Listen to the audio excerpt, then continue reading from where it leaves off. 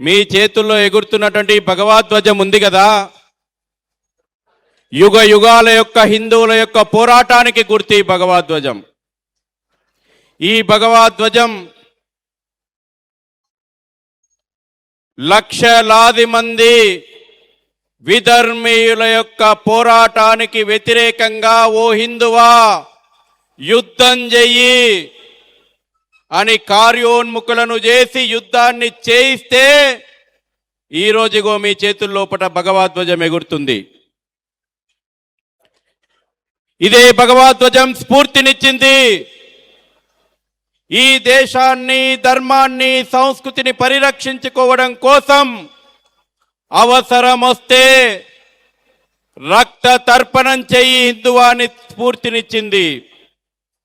మన పూర్వీకులు ఈ దేశాన్ని, ధర్మాన్ని కాపాడుకోవడం కోసం ఈ భగవద్ధ్వజాన్ని, మన చేతిలో ఎగురుతున్నటువంటి భగవద్ధ్వజాన్ని రెపరెపలాడియడం కోసము తన్ మన్ ధన్ సమర్పణ భావన చేసిండ్రు, రక్తం అర్పించిండ్రు.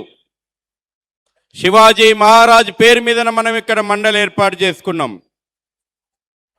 శివాజీ మహారాజ్ ఒక జన్మ ఎత్తకపోయి ఉంటే కాశీ కళాజాతి, ఒక కవి అంటున్నాడు అన్నట్టు, ఒక చరిత్రకారుడు అంటున్నాడు కాశీ కళాజాతి మధురా మస్జిద్ హోతి, అగర్ శివాజీ నహోతి సబ్కా సున్నత్ హోతి.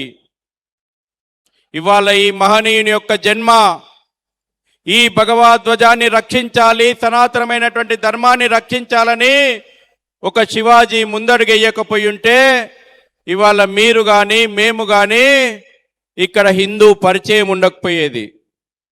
సబ్కా సున్నత్ హోతి. మనందరం కూడా భయంతోటో బలహీనతతోటో మతం మారేటోళ్ళం. మిమ్మల్ని అందరినీ కూడా నేను విజ్ఞప్తి చేస్తా ఉన్నా. ఇవాళ మా మిత్రుడు రవీందర్ చెప్పిండు, అన్నా వేములవాడ గురించి కొట్లాడి జైలుకు పోయి వచ్చినా అని. రవీందర్, నువ్వు పోయింది జైలు కాదు, శ్రీకృష్ణ జన్మస్థానానికి. ధర్మాన్ని రక్షించడం కోసం భగవంతుడు కూడా జైల్లో జన్మించిండు. ఇక్కడ వేదిక మీద ఉన్నటువంటి చాలా మంది జైళ్ళలోకి పోయి వచ్చిన వాళ్ళే. మిమ్మల్ని కూడా నేను కోరుతున్నా, ధర్మం గురించి పోరాటాలు చేసినటువంటి వీరుల రక్తం పంచుకొని పుట్టినటువంటి హిందువులమైనటువంటి మనం ఏ కష్టాలకు వెనుకడగేయద్దు. అవసరం అనుకుంటే శ్రీకృష్ణ జన్మస్థానానికి పోయొద్దామా?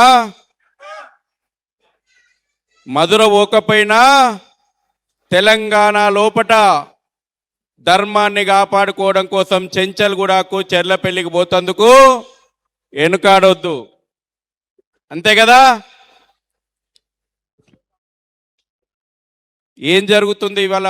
సమయం అయిపోయింది కాబట్టి ఇక మీరు అందరు లేస్తుంటే మళ్ళీ ఇంకా స్వామీజీల ఉపన్యాసాలు కూడా ఉన్నాయి.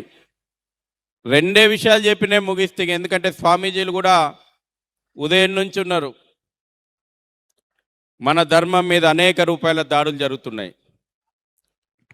గుర్తుపెట్టుకోండి, ఇగో భక్తి ఒక్కటి మాత్రమే ధర్మాన్ని రక్షించదు, శక్తిగా మారాలా. అద్భుతంగా హనుమాన్ చాలీసా చదివినం. ఈ హనుమాన్ భక్తి శక్తిగా మారకపోతే ధర్మాన్ని రక్షించలేదు. భగవంతుడు అదే చెప్పిండు, మర్చిపోయినాం మనం. రాముడు యుద్ధం చేసిండు కాబట్టి దేవుడు అయిండు. శ్రీకృష్ణ పరమాత్ముడు యుద్ధోన్ముఖులను చేసి కార్యరంగంలో దింపి రాక్షస సంహారం చేసిండు కాబట్టి భగవంతుడు అయిండు. అమ్మవారు రాక్షస సంహారం చేసింది కాబట్టి దేవతగా పూజిస్తున్నాం. హిందువులు కేవలం భక్తి మాత్రమే సనాతన ధర్మాన్ని రక్షించదు, భక్తికి శక్తిని జోడించుకోవాలనే సంకల్పమే ఈనాటి యొక్క హనుమాన్ చాలీసా యొక్క సంకల్పం. మన చుట్టూ ఏం జరుగుతుందో చూడండి, మన చుట్టూ జరుగుతున్నటువంటి పరిస్థితులను గమనించండి. మీరు ఇక్కడ ఈ కార్యక్రమానికి వచ్చిపోయినటువంటి వాళ్ళు రానోళ్ళు చాలామంది ఉన్నారు కానీ ఈ కార్యక్రమంలో కూర్చున్నటువంటి మీ అందరికీ ఒకటే విజ్ఞప్తి చేస్తున్నాం. రాబోయే రోజుల్లోపట ఈ ధర్మాన్ని రక్షించుకోవడం కోసం మీరు ప్రాణత్యాగాలు చేయాల్సిన అవసరం లేదు. మన పూర్వీకులు చేసినటువంటి సర్వస్వము త్యాగం చేయాల్సినటువంటి అవసరం లేదు. సమయాన్ని త్యాగం చేయండి. సమయాన్ని త్యాగం చేయండి.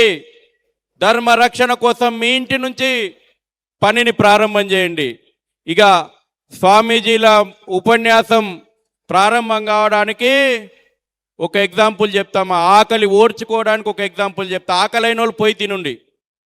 ఆకలైన వాళ్ళు నిరభ్యరంతంగా మేము ఆకలి కోసం ఆగలేమండి, మాకు ధర్మం గురించి ధర్మ ప్రబోధం కంటే ముఖ్యం ఆకలైందంటే తినండి.